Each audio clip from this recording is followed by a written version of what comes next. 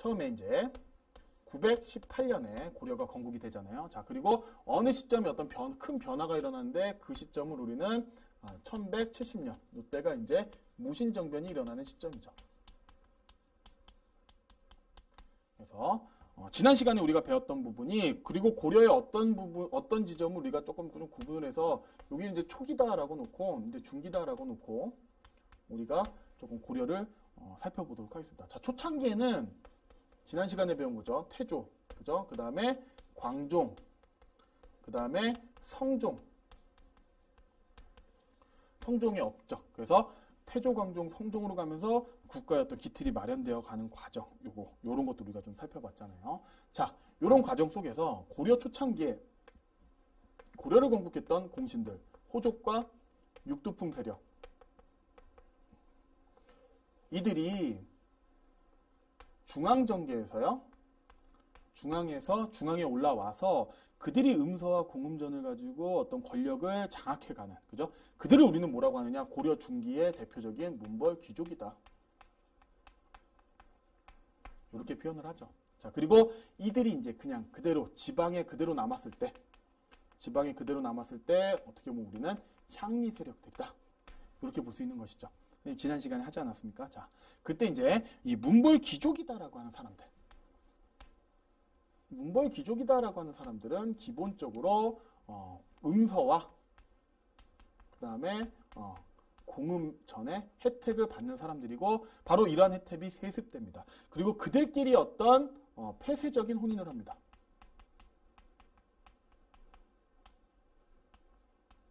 그죠? 그러면서 중앙의 권력을 독점해 나가면서 왕실과의 혼인이 가장 중요한 혼인이다라고 선생님이 이야기했죠. 자, 그럼 이런 문벌 귀족이, 이러한 특징을 갖고 있는 문벌 귀족이 흔들리게 됐던, 동요하게 됐던 대표적인 사건이 바로 이자겸의 난과 그 다음에 묘청의 서경천도 운동이다. 이렇게 선생님이 이야기하지 않았습니까? 자, 이렇게 되면서 특히 우리 묘청의 서경천도 운동 같은 경우는 신채호의 입장에서 조선사 연구초에서 굉장히 중요한 사건으로 언급한 바가 있다. 그런 이야기 선생님이 했었고요. 결국 이자겸의 난과 묘청의 서경천도 운동이다라고 하는 사건에 의해서 문벌 귀족 사회가 흔들리게 되고, 그죠? 그리고 결국 문신과 무신의 차별이 극에 달하면서 결국 무신이 불만을 일으키는 무신 정변으로 갔다. 그럼 이 무신 정변의 어떤 배경이다라고 하면 문벌 귀족 사회의 모순입니다. 문벌 귀족 사회가 이렇게 유지되어 왔던 고려 중기의 어떤 문벌 귀족들끼리 문제점이 생겼다라고 하는 거예요.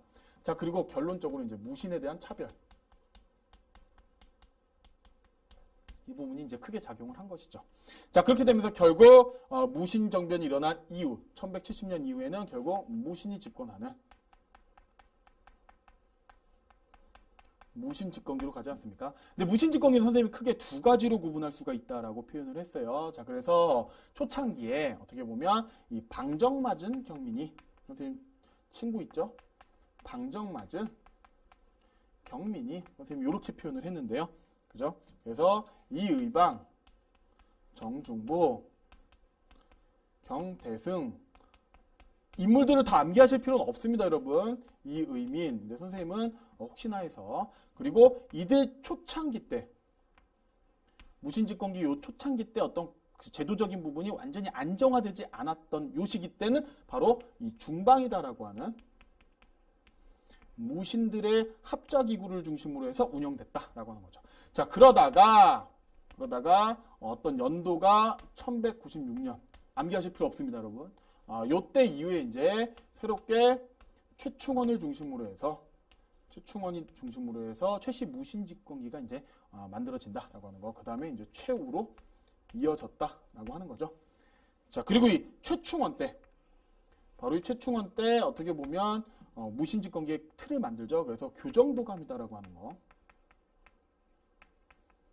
그죠? 그리고 도방이다라고 하는 군사권을 장악하는 기구. 이렇게 만들어서 어떤 체제의 안정화를 꾀하고요.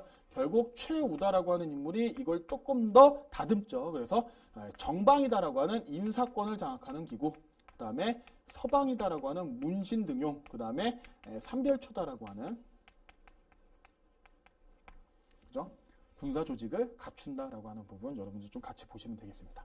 자, 결국 이제 최씨 무신집권기에 이 최우다라고 하는 인물이 결국에는 강화로 천도하면서 13세기 때 몽골과의 항쟁을 시작하지 않습니까? 그래서 13세기 때 이제 몽골이 침입해 들어온다. 이렇게 보시면 되겠고요. 몽골의 침입은 처음에 이제 1차 침입 선생님이 살짝 언급은 했는데 그 저고여다라고 하는 이 인물이 몽골의 사신이 피살되지 않았습니까? 그리고 몽골이 굉장히 무리한 요구를 하잖아요. 그러니까 사이가 좋지는 않았을 거예요. 그죠? 그때 이제 박서다라고 하는 인물이 좀 기주에서 굉장히 항전을 하게 되지만 결국 도성이 함락되면서 고려가 항복하게 된다. 강화를 맺는다라고 하는 부분으로 보시고요. 결국 이제 2차 때는 이 최우가 강화로 천도하면서 결국 2차 때 본격적인 전투가 일어났고요. 이때 이제 대표적인 사건이다라고 하면 어떻게 보면 강화천도 대표적인 유명한 전투다라고 하는 건 처인성 전투하고요. 그죠? 김윤우다라고 하는 인물이 중심이 됐던 처인성 전투와 그 다음에 충주성 전투. 이 전투들이 있었다라고 하는 건데 결국엔 어떻게 됩니까? 몽골에 항복하죠. 그죠? 강화를 맺고 화친조약을 맺고 결국 개경으로 다시금 환도해 간다라고 하는 겁니다. 개경 환도 시점이 바로 1270년. 이때 개경으로 도읍을 다시 옮겼다. 돌아갔다. 환도, 도읍을 다시 돌렸다. 되돌렸다라고 하는 거고